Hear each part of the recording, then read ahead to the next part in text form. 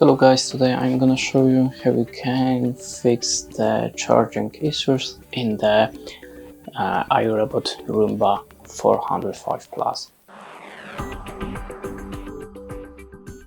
So if you have the problem with the charging, you have to check the charging sensor on your appliance and the charging socket in your dock station. So how to check in the device?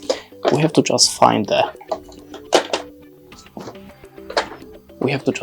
the charging sockets and try to clean it with the paper towel and the IPA alcohol. Don't use the sanitizer with the glycerin or other things.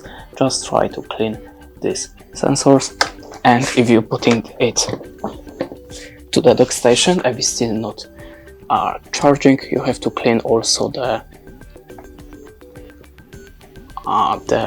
sockets of the charging in your dock station. Sorry, I cannot just show it because it's too low. And basically that's it. Thanks for watching. Give us a like or comment, and goodbye.